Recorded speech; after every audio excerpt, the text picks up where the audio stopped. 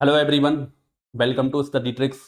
दोस्तों, अगर आप लोग यूपी ट्रिपल एससी के किसी भी एग्जाम की तैयारी कर रहे हैं तो ये वीडियो आप सभी लोगों के लिए बहुत ज़्यादा इंपॉर्टेंट साबित होने वाली है। वैसे तो ये क्लास हम लाइव ले रहे थे, लेकिन नेटवर्क प्रॉब्लम की वजह से ये हमें रिकॉर्डेड करना पड़ रहा है। तो हम आज कंप्यूटर का एक बहुत ही इंपॉर्टेंट टॉपिक डिस्कस करने जा रहे हैं, मेमोरी के बारे में। ठीक है।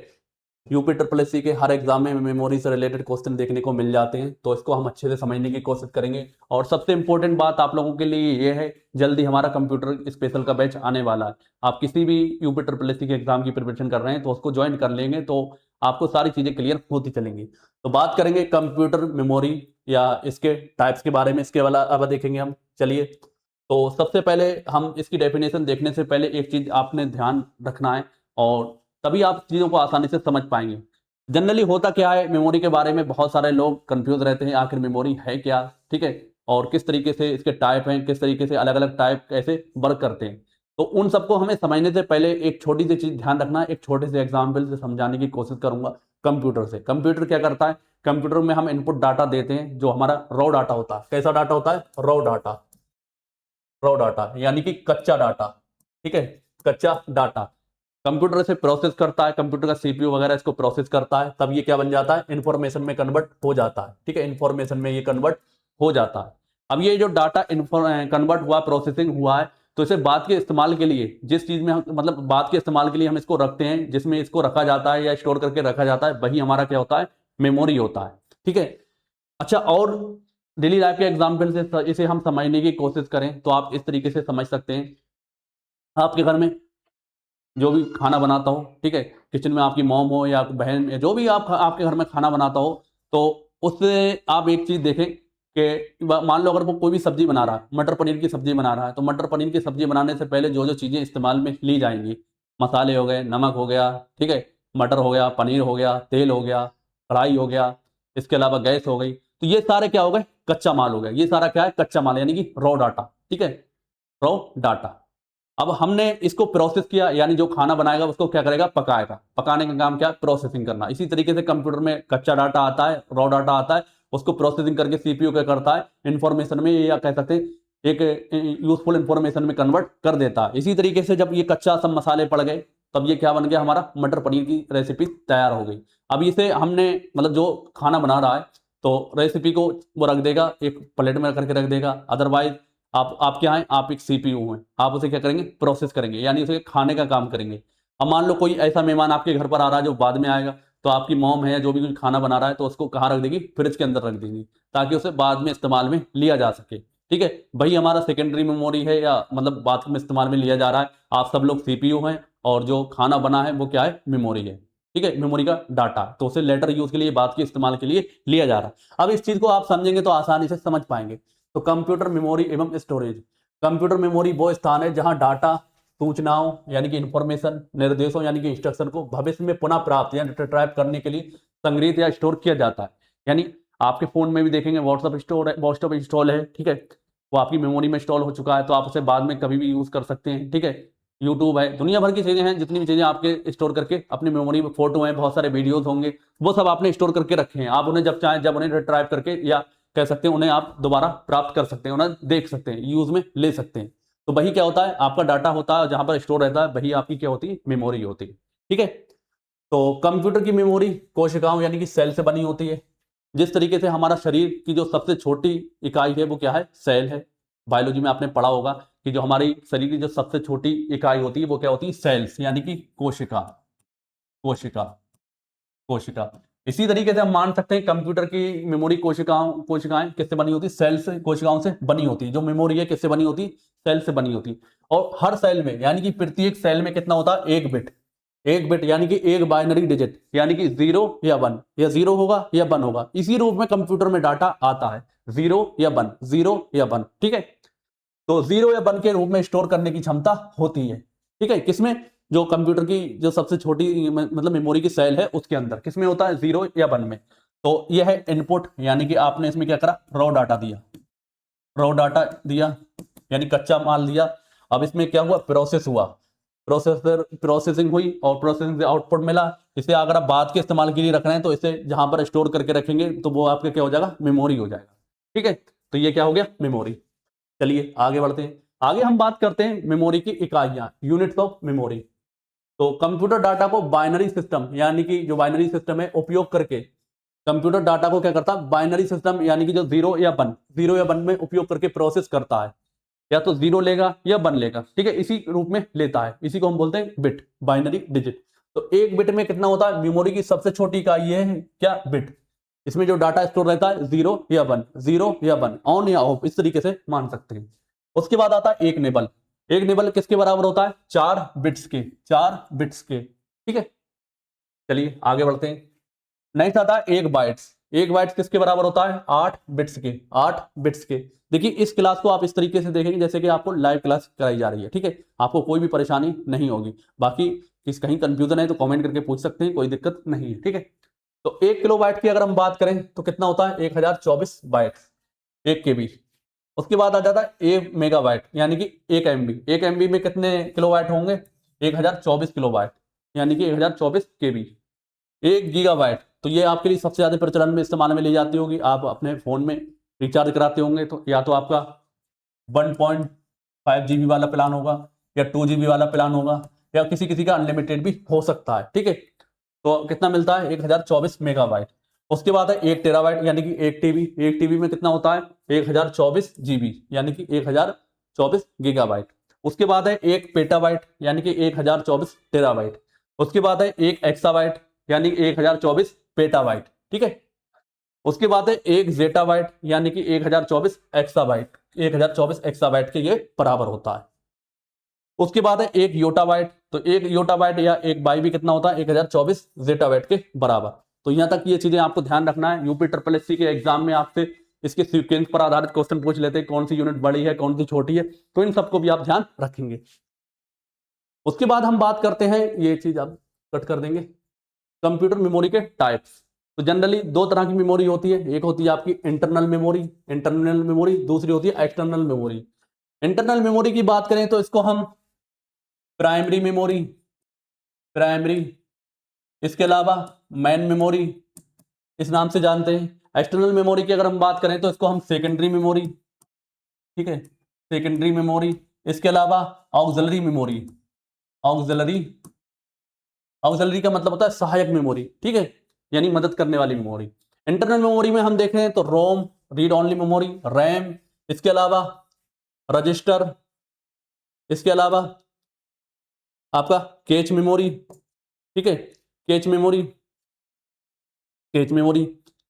अगर हम रोम की बात करें, रीड ओनली मेमोरी की, तो ये 3 तरह की होती है। आपका सबसे पहले P ROM, program read only memory.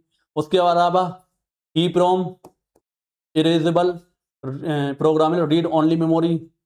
E PROM, erasable electrical erasable program read only memory. इसकी फुल फॉर्म ध्यान रखते चलना है, एग्जाम में फुल फॉर्म से क्वेश्चन पूछ लेते हैं। अभी इन सब के बारे में हम डिटेल में भी देखेंगे। उसके बाद आ जाता है रैम, रैंडम एक्सेस मेमोरी। इसकी फुल फॉर्म क्या होती है, रैंडम एक्सेस मेमोरी। तो इसमें 2 तरह की होती है, स्टैटिक रैम और डायनामिक रैम। ऐसे रैम SRAM हो गई स्टैटिक रैम, DRM हो गई डायनामिक रैम, ठीक है। उसके बाद एक्सटर्नल मेमोरी में हम देखें तो HDD यानी hard disk drive, SSD solid state drive, CD compact disk, USB, ठीक है, यूनिवर्सल सीरियल बस। इसके अलावा इसी में ब्लू रे डिस्क आ जाती है, ब्लू रे डिस्क हो जाती है। इसके अलावा DVD, pen drive, memory card, ये सब के आ जाएंगे एक्सटर्नल मेमोरी, ठीक है। अब ये बहुत सारी मेमोरी हैं, स्टूडेंट बहुत ज्यादा कंफ्यूज हो जाते हैं कौन सी मेमोरी का क्या इस्तेमाल है। अगर हम इसे समझने की कोशिश करें तो मैं इजी लैंग्वेज से आपको समझाऊंगा, उसके बाद आप सारी चीजों का मतलब देखेंगे तो सब आसानी से समझ जाएंगे। तो आप ये मान के चलें, कोई भी स्टूडेंट या आप हैं किसी टेबल पर पढ़ाई करते हैं, तो आप अपने आप को एज्यूम करें आप क्या हैं, आप एक CPU हैं। क्या हैं, CPU हैं। CPU क्या करेगा, मेमोरी को एक्सेस करेगा। अब आप CPU हैं, आप क्या पढ़ने बैठ रहे हैं अपनी टेबल पर पढ़ने बैठेंगे, आप क्या है, CPU हैं, आप क्या करेंगे, प्रोसेस करेंगे मेमोरी को। तो आपके जो सबसे आपका मैं काम बता देता हूं, आपका काम क्या है, आपका काम है बहुत सारी किताब से, बहुत सारी बुक से आपको नोट्स बनाना है। तो आप जो काम करेंगे, CPU है, आप जो काम करेंगे नोट्स बनाने तो वो आप करेंगे प्रोसेसिंग करेंगे। क्या करेंगे, प्रोसेसिंग करेंगे। तो अब आपके हाथ में जो सबसे नजदीक क्या चीज होगी, पेन होगा। सबसे नजदीक क्या है, पेन, यानी प्रोसेसिंग का काम सबसे पहले आप किससे हेल्प ले रहे हैं, प्रोसेसिंग से। तो जो पेन है, पेन किस तरीके का काम करेगा, रजिस्टर मेमोरी की तरह काम करेगा, ठीक है। उसके बाद आ जाता है पेन स्टैंड। पेन स्टैंड आ जाता है। पेन स्टैंड किसकी तरह काम करेगा, यानी दूसरे नंबर पर हम देखा जाएगा तो हम प्रोसेसिंग में दूसरी हेल्प किसकी लेंगे, पेन स्टैंड, यानी जहां से आपको पेन को उठाना है, तो पेन स्टैंड हो गया। तीसरी चीज आपकी टेबल पर होगा एक मैनुअल, यूजर मैनुअल, यानी किस तरीके से आपको वर्क करना है, तो वो होगा आपका रोम, यानी मैनुअल परमानेंटली वहीं पर रहना है। आप चले जाएं, आप किताबों को हटा दें, लेकिन आपका मैनुअल वहीं रहना चाहिए, ठीक है, वो आपका हो जाएगा परमानेंटली, तो वो हो जाएगा आपकी रोम मेमोरी। उसके बाद है रैम। रैम क्या है, जो बहुत सारी बुक्स आपने टेबल पर बिछा रखी है, जिन्हें देख देख के आप काम में ले रहे हैं, तो वो क्या है, आपकी रैम। उनका इस्तेमाल क्या कर रहे हैं, आप अपने प्रोसेसिंग में ले रहे हैं, लेकिन जब जैसे ही आपका काम खत्म हो जाता है तो आप उनको साइड कर देते हैं, उन्हें उठाकर रख देते हैं, उन्हें उठाकर आप रख देते हैं, तो वो क्या हो गई आपकी रैम। रैम, जिस तरीके से रैम क्या होता है, कंप्यूटर बंद होने के बाद चला जाता है, इसी तरीके से आपकी जो किताबें हैं जो टेबल की, वो भी आपकी हटा दी जाती हैं, आप पढ़ लें जब अपना काम कर लेते हैं, ठीक है। फिर आपकी एक साइड में देखेंगे अलमारी। अलमारी में बहुत सारी किताबें रखी होंगी लेटर यूज की, यानी बाद के इस्तेमाल के लिए, तो वो क्या है, स्टोर हुई रखी है, तो वो है आपकी सेकेंडरी मेमोरी, ठीक है। अब आप सारी एनोलॉजी समझ गए होंगे। चलिए अब इसे एक इमेज से देखेंगे, तो ये क्या है, आप बैठे हुए पढ़ रहे हैं, ठीक है, आप बैठे हुए पढ़ रहे हैं, आप क्या है, सीपीयू हैं। कौन है आप, सीपीयू, सीपीयू है। ये है पेन, ये है आपका पेन, ठीक है, पेन। तो ये क्या है, आपकी रजिस्टर मेमोरी। ये पेन स्टैंड है, ये आपका कैच मेमोरी हो गया। रैम पर बहुत सारी किताबें रखी हैं, रैम हो गया। रोम क्या है, जो यूजर मैनुअल है, वो आपका क्या है, रोम, रीड ओनली मेमोरी। और जो आपकी सेकेंडरी मेमोरी है, वो आप देख सकते हैं, ये सारी किताबें बाद के इस्तेमाल के लिए रखी हैं, तो ये क्या है आपकी सेकेंडरी मेमोरी। इसमें आपकी सीडी हो गई, डीवीडी हो गई, एचडीडी हो गई, एसएसडी हो गई, ठीक है। तो ये चीज से आप इसको रिलेट करके ध्यान रख सकते हैं। अब चलिए सबका इस्तेमाल देखते हैं, किसका क्या यूज है। तो प्राथमिक मेमोरी के बारे में देखें, प्राइमरी और मेन मेमोरी के बारे में अगर हम समझें तो हम इसको देख सकते हैं। तो इसे आंतरिक मेमोरी या इंटरनल मेमोरी भी इसको कहा जाता है। देखिए अभी मैं जितनी डिटेल हो सकती है उतनी डिटेल इस पर दे रहा हूं, लेकिन जैसे ही हमारी लाइव क्लास हमारे ऐप पर आएगी, इसमें और भी ज्यादा चीजें हम एक्स्ट्रा आपको चीजें बताएंगे, ठीक है। तो इसे आंतरिक मेमोरी भी कहा जाता है, और ये सीधे सेंट्रल प्रोसेसिंग यूनिट यानी कि सीपीयू से जुड़ी होती है। किससे जुड़ी होती है, सीपीयू से जुड़ी होती है, ठीक है। प्राथमिक मेमोरी, प्राइमरी मेमोरी आप देख सकते हैं, आप सीपीयू हैं, आप क्या हैं, सीपीयू हैं, मेज पर बैठे काम कर रहे हैं, ज्यादातर चीजें आपके नजदीक ही हैं। रजिस्टर भी कर, रजिस्टर मतलब वो वाला रजिस्टर नहीं, रजिस्टर मेमोरी की बात हो, रजिस्टर है, कैची मेमोरी है, उसके अलावा रैम है, रोम है, तो आपके नजदीक ही है, ठीक है। तो इसमें हम देखें तो सबसे पहले आ जाती है रैम, रैंडम एक्सेस मेमोरी। तो ये क्या है, एक अस्थाई मेमोरी है। तो मैंने बताया था बहुत सारी किताबें आप मेज पर लेकर बैठते हैं और उन्हें अस्थाई रूप से आप रखते हैं, जब आप अपना काम खत्म कर देते हैं तो उनको हटा देते हैं, तो इसी तरीके से वो क्या है, रैम। तो ये एक अस्थाई मेमोरी है, जिसका अर्थ है कि बिजली पावर बंद होने पर इसमें संग्रहित डाटा, स्टोर डाटा क्या हो जाता है, नष्ट हो जाता है। जो आप अपना काम कर रहे हैं, काम खत्म होने के बाद क्या हो जाता है, ये सब मामला खत्म हो जाता है, ठीक है। तो इसके दो टाइप है, पहले आ जाता है एसआरएम, दूसरा है आर डीआरएम। तो static random access memory, DRAM dynamic random access memory. Static random access memory के बारे में अगर हम देखें तो ये तेज, फास्ट, महंगी यानी एक्सपेंसिव होती है, और इसे रिफ्रेश करने की आवश्यकता नहीं होती है, बार बार रिफ्रेश करने की इसकी जरूरत नहीं रहती है। एग्जाम में इससे रिलेटेड क्वेश्चन भी पूछ लेते हैं कि कौन सी मेमोरी ऐसी है जिसे रिफ्रेश करने की जरूरत नहीं होती है, तो आपको ध्यान रखना है कौन सी है, स्टैटिक रैंडम एक्सेस मेमोरी। इसका उपयोग कैचे मेमोरी के रूप में होता है, कैच मेमोरी के रूप में इसका इस्तेमाल किया जाता है, किसका, एसआरएएम का, यानी कि स्टैटिक रैंडम एक्सेस मेमोरी। उसके बाद है डायनेमिक रैंडम एक्सेस मेमोरी। तो ये एसआरएएम से धीमी होती है, यानी कि स्लोअर होती है, और सस्ती भी होती है। जो चीज स्लो है तो जाहिर सी बात है वो सस्ती होगी, ठीक है, सस्ती होती है, और इसे लगातार रिफ्रेश करने की जरूरत पड़ती है, ठीक है। रैम को समझ गए। उससे पहले हम आपको आगे बताएं, उससे पहले आपको बता दें, आयुर्वेदिक फार्मेसिस्ट का हमारा लाइव बैच चलाया जा रहा है। इसकी फीस अभी 749 है, एक दो दिन में इसकी फीस 1249 होने वाली है। बहुत डिटेल में और बहुत बेहतरीन तरीके से आपको सब कुछ समझाया जा रहा है, पढ़ाया जा रहा है। अगर आपको सिलेक्शन लेना है तो इस बैच को ज्वाइन कर सकते हैं, या अगर आपका कोई जानने वाला है और बेहतर ढंग से तैयारी करना चाह रहा है तो इस बैच से जुड़ सकता है। बाकी ये हमारी बुक है, आज या कल में ये प्रिंट होकर आ जाएगी। दिल्ली में थोड़ा सी प्रॉब्लम हो गई थी, इस वजह से ये लेट हो गई है, ठीक है। चलिए आगे बढ़ते हैं। आगे हम बात करते हैं रोम के बारे में, रीड ओनली मेमोरी के बारे में, ठीक है। तो ये क्या है, ये एक स्थायी यानी कि नॉन वोलेटाइल मेमोरी है। ध्यान रखेंगे कैसी है, नॉन वोलेटाइल मेमोरी है। इसमें डाटा निर्माण मैन्युफैक्चरिंग के समय ही भर दिया जाता है, यानी जब ये मेमोरी बनाई जाती है तभी इसमें डाटा स्टोर कर दिया जाता है, और फिर इसको मिटाया नहीं जा सकता, ठीक है। तो ये क्या होती है, स्थायी मेमोरी होती है। कैसी होती है, स्थायी, non volatile, non volatile. Volatile. ठीक है, इसके अगर हम टाइप्स के बारे में देखें तो इसके टाइप्स हैं पीरोम, पीरोम, ईप्रोम और डबल ईप्रोम। अगर हम पीरोम के बारे में देखें तो इसकी फुल फॉर्म होती है प्रोग्रामेबल रीड ओनली मेमोरी। क्या है इसका मतलब कि एक बार प्रोग्राम की जा सकती है, एक बार इसमें प्रोग्राम किया जा सकता है। ठीक है, उसको हम बोलते हैं प्रोम। ठीक है, प्रोग्रामेबल रीड ओनली मेमोरी। उसके बाद है ईप्रोम, तो erasable programmable read only memory. इसमें क्या होता है, परावैंगनिक किरणों यानी कि अल्ट्रावायलेट रेड से द्वारा इसको मिटाया जा सकता है, अल्ट्रावायलेट रेड से इसको मिटाया जा सकता है।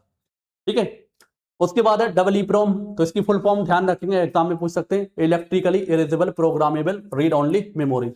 तो विद्युत संकेतों यानी इलेक्ट्रिकल सिग्नल द्वारा इसको मिटाया जा सकता है और पुनः इसको प्रोग्राम किया जा सकता है।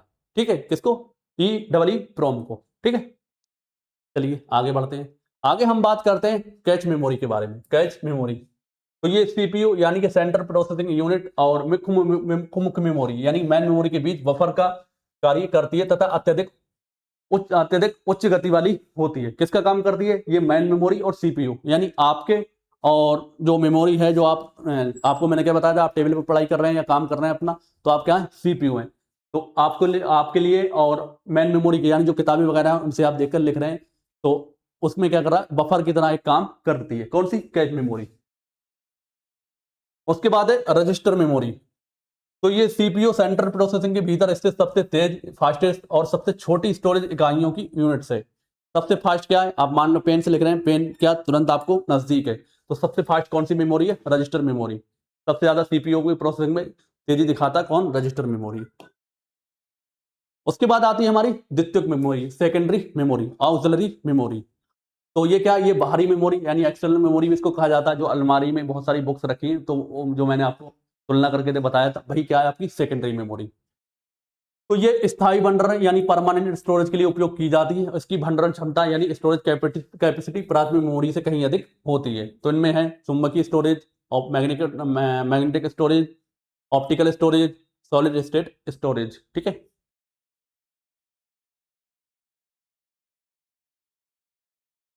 चलिए आगे बढ़ते हैं। आगे हम बात करते हैं चुंबकीय स्टोरेज के बारे में, मैग्नेटिक स्टोरेज के बारे में। तो इसमें सबसे पहले आ जाती है आपकी हार्ड डिस्क ड्राइव, HDD। देख सकते हैं यह है आपकी हार्ड डिस्क ड्राइव।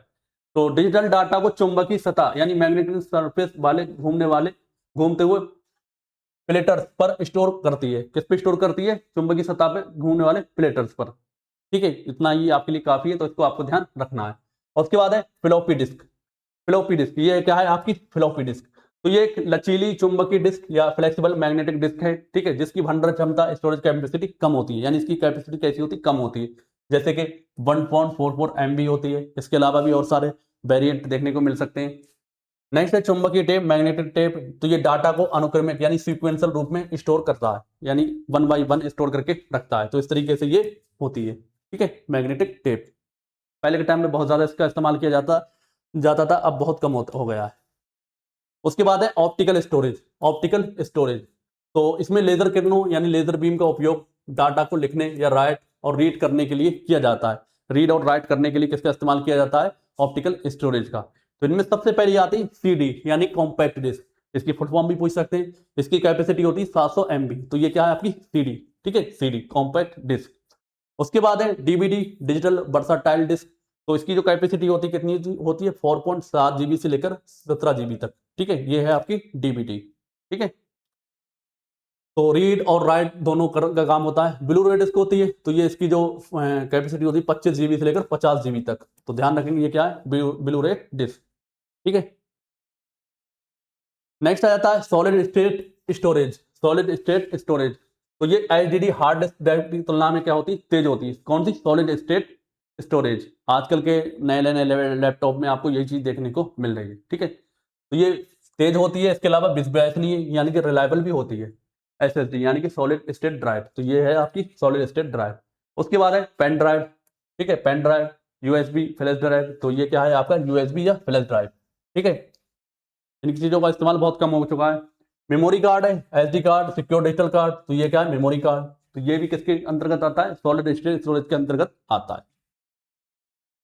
उसके बाद है आभासी memory, virtual memory. Virtual memory क्या है, तो ये एक सॉफ्टवेयर टेक्निक या सॉफ्टवेयर तकनीक है जो हार्ड डिस्क के एक हिस्से में रैम या रैंडम एक्सेस मेमोरी की तरह उपयोग करती है। यानी जो आपके कंप्यूटर है या मोबाइल है उसके अंदर ऐसा सॉफ्टवेयर है जो रैम की तरह काम करने लगता है, तो वही आपकी क्या होती है, वर्चुअल मेमोरी होती है। ठीक है, जिससे कंप्यूटर को ऐसा प्रतीत होता है कि उसके पास अधिक रैम यानी कि क्या है, रैम अवेलेबल है। तो रैम की तरह जो सॉफ्टवेयर है अपना अपना भाग यूज करने के लिए दे देता है। उसके बाद है क्लाउड स्टोरेज। क्लाउड स्टोरेज क्या है, तो ये एक इंटरनेट पर आधारित सेवा या इंटरनेट बेस्ड सर्विस है जहां डाटा दूरस्थ सर्वर या रिमोट सर्वर पर स्टोर किया जा सकता है। क्लाउड स्टोरेज क्या है, आप भले ही आपके पास फोन है नहीं है, मतलब इंटरनेट पर अपने डाटा को स्टोर करके रख दें। आपने अपने नेट पर अपने मोबाइल से कोई स्टोर करके डाटा रख दिया, आप चाहें तो आप विदेश चले जाएं, वहीं पर आप उस वेबसाइट को खोलेंगे यानी उस डाटा को खोलेंगे, वहां से ओपन हो जाएगा। तो इसमें गूगल ड्राइव है, ठीक है, गूगल ड्राइव है, माइक्रोसॉफ्ट ऑन ड्राइव है, अमेजॉन ड्राइव। तो इसे कहीं भी एनीवेयर किसी भी समय एनी टाइम एक्सेस किया जा सकता है। ठीक है, इसको आपको ध्यान रखना है। चलिए अब हम कुछ क्वेश्चन की प्रैक्टिस कर लेते हैं। तो आप अपने वीडियो को रोक रोक दें, समझ लें फिर क्या है, उसके बाद देखें। तो पहला क्वेश्चन है 1024 पेटाबाइट किसके बराबर होता है। 1024 पेटाबाइट इज इक्वल टू, तो किसके बराबर होता है, एक एक्साबाइट के। ऑप्शन इसमें हमारा बी करेक्ट हो जाएगा। तो मेमोरी की इकाइयों के क्रम में 1024 पेटाबाइट मिलकर एक एक्साबाइट बनाते हैं। उसके बाद है अगला क्वेश्चन, किस प्रकार की रैम को बार बार रिफ्रेश करना पड़ता है। Which type of RAM needs to be constantly refresh, यानी बार बार रिफ्रेश करने के लिए कौन सी रैम की जरूरत पड़ती है। तो ध्यान रखेंगे बहुत ही आपकी RAM, D RAM, dynamic random access memory. ठीक है, ऑप्शन नंबर इसमें हमारा बी करेक्ट हो जाए। तो डायनेमिक रैंडम एक्सेस मेमोरी ऐसा एसआरएम की तुलना में धीमी होती है और इसे अपना डाटा बनाए रखने के लिए लगातार रिफ्रेश करना पड़ता है। अगला क्वेश्चन है, किस प्रकार की रोम को यूवी किरणों द्वारा मिटाया जा सकता है। विच टाइप ऑफ रोम यानी read only memory can be erased using ultraviolet यानी यूवी रेज। तो किसे मिटाया जा सकता है, ई रोम को, erasable programmable read only memory को। ऑप्शन इसमें हमारा सी करेक्ट हो जाएगा। तो erasable programmable read only memory को मेमोरी डाटा को पराबैंगनी किरणों यानी यूवी रेज की सहायता से मिटाया जा सकता है।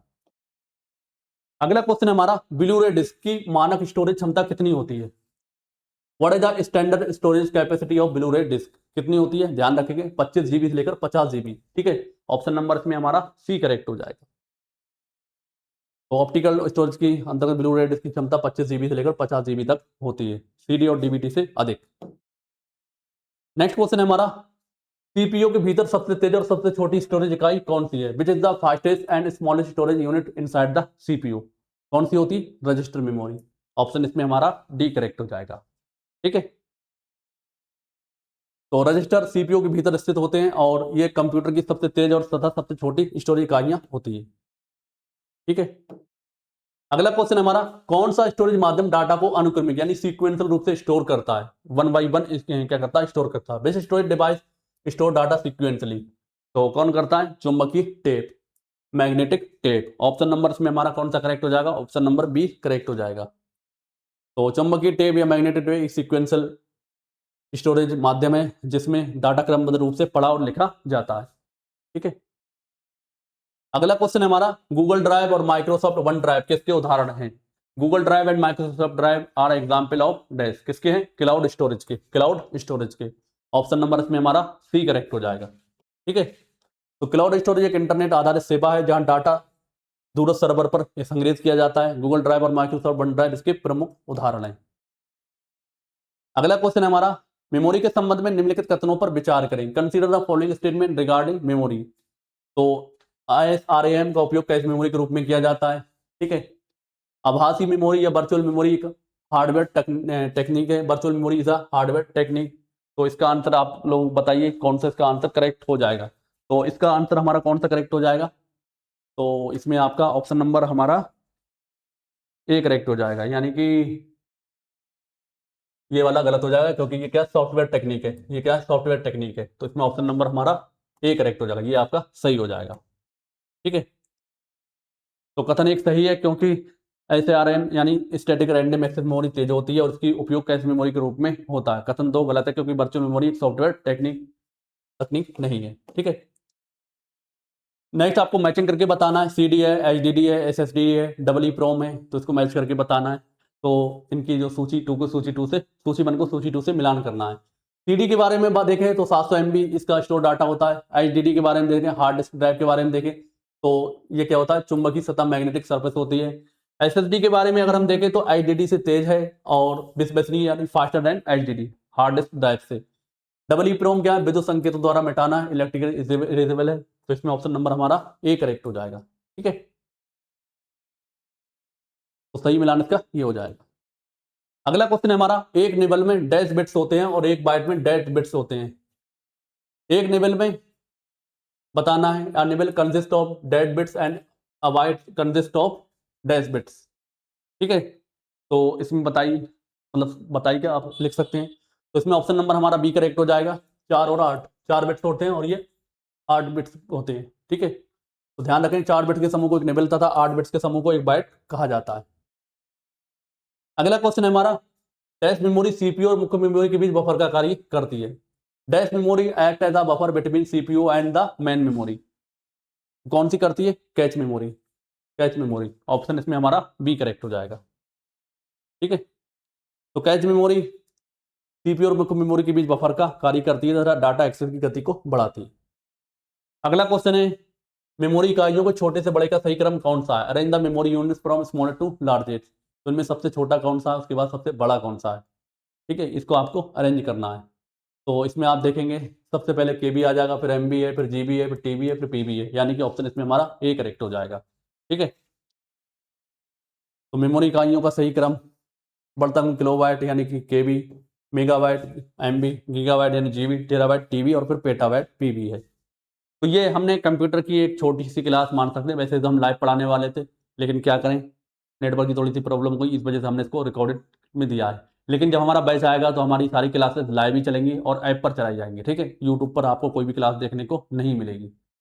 एक दो डेमो के तौर पर आ सकती हैं, लेकिन ज़्यादातर क्लासेस आपको कहाँ मिलेंगी, ऐप पर ही प्रोवाइड कराई जाएंगी, वहीं पर आपको PDF मिलेगी। तो 2 एक दिन में इसका अनाउंस कर देंगे हम बैच का, बहुत कम फीस रखेंगे और आप कंटेंट की तुलना करेंगे औरों से कहीं बेहतर कंटेंट आपको हम देने वाले हैं। ठीक है, अब ये आराम आराम में वैसे पढ़ाते, अब ये कुल मिला के रिकॉर्डेड करा है तो मज़ा नहीं आता रिकॉर्डेड में भी, तो मतलब हमें नहीं आता मज़ा, आप सब लोग साथ हों तो अच्छा लगता है। ठीक है, तो उम्मीद है ये जो आज का क्लास आपको पढ़ाया है सब कुछ समझ में आया होगा। तो समझ में आया तो वीडियो को लाइक और शेयर ज़रूर कर दें। बाकी UP SSC की किसी भी एग्जाम की तैयारी कर रहे हैं तो ये आप वीडियो आपके लिए इंपॉर्टेंट थी। बाकी बैच भी ले सकते हैं, लेना चाहें तो बहुत कम फीस है, किताब से भी कम की कीमत पर ये बैच आने वाला है, केवल कंप्यूटर ही इसमें पढ़ाया जाएगा। ठीक है, मिलते हैं अगली वीडियो में, तब तक के लिए जय हिंद जय भारत।